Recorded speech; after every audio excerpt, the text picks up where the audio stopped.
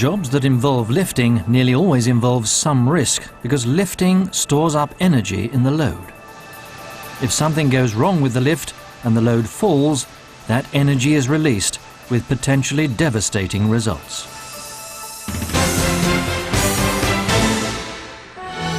The Gida platform stands in the North Sea off the coast of Norway. Late one evening, a supply boat was expected, and the deck crew was rearranging the deck load to make sure there was enough space to store supplies coming out on the boat.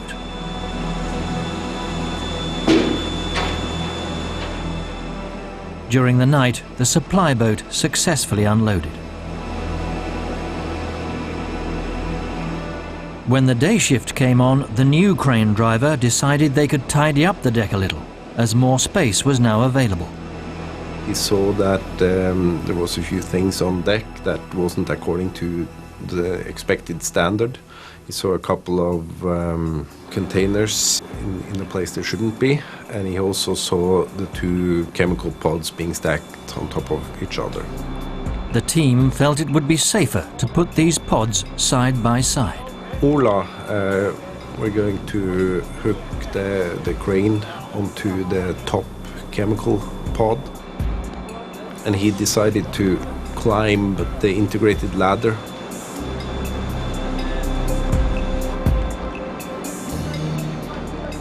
At the same time he was dragging the chain sling towards him. He had to hold on to the ladder. And he was also communicating with the crane driver, so he was multitasking up there. Then he asked the crane driver to lower the hook from the crane. That came too low. Then he asked for that to be hoisted up a little bit. But there was a problem that none of the team could see.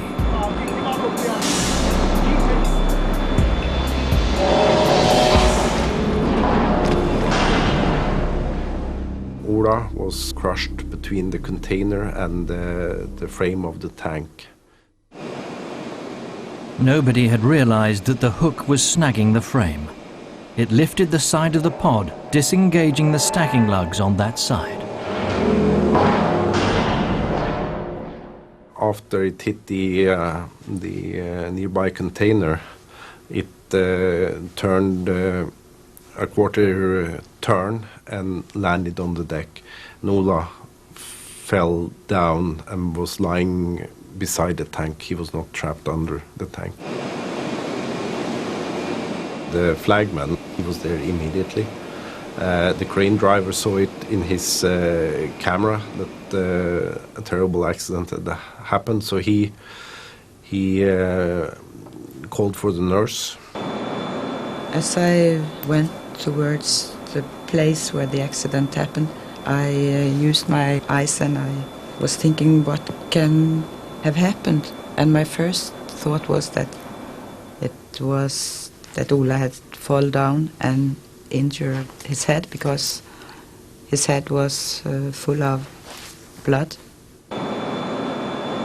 But the flagman could then tell me that he had got the container in his chest. And I still thought he had fallen down because of the blood. And I asked what was the weight of the container, and when he then told me 1.8 ton, I think it was very much. And I then started to check the parts of Ola's body where he had got the container. I quickly understood that he was so hard injured that there was not so much for me to do. Offshore priest Arvid Dwight arrived on the first helicopter out to the platform just a couple of hours later. The rig is kind of frozen. Nothing's going on, and I found the guys closest involved in the accident,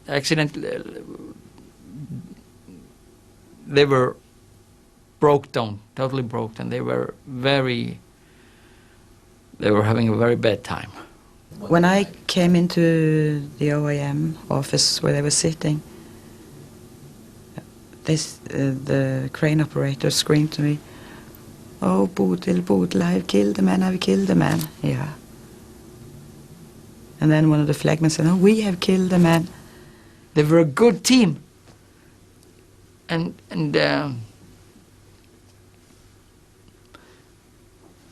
the crane operator said, it's so unbelievable. This morning it was a cup of coffee and a smile before starting to work from Ola. He was always the smiling and the light guy. And know this? The decision was made to fly Ola's body out on the next helicopter, and Arvid made arrangements for his teammates to say a final farewell. We're now going to take him to the helicopter, and if you want to see him, you can come. And two of them came, and the nurse.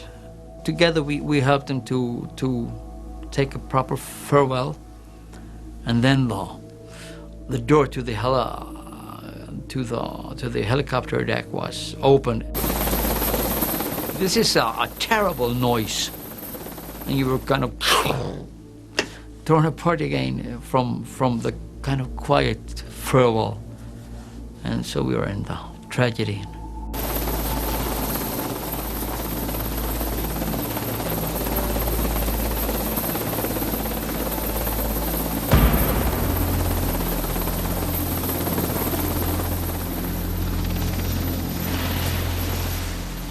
This is not an isolated incident. There were 3 fatal lifting accidents in BP in 2002. The golden rule on lifting operations covers all work using cranes, hoists, or other mechanical lifting devices.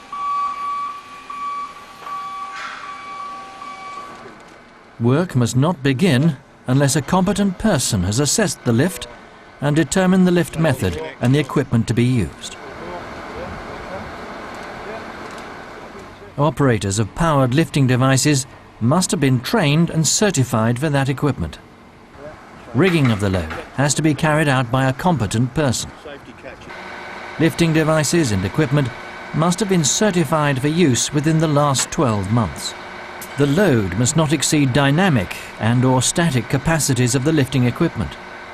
Any safety devices installed on lifting equipment must be operational. All lifting devices and equipment must be visually examined before each lift by a competent person. Lifting, whether using simple hand-operated mechanical devices or more complex ones, must only be carried out by trained and competent people using approved and recently inspected equipment.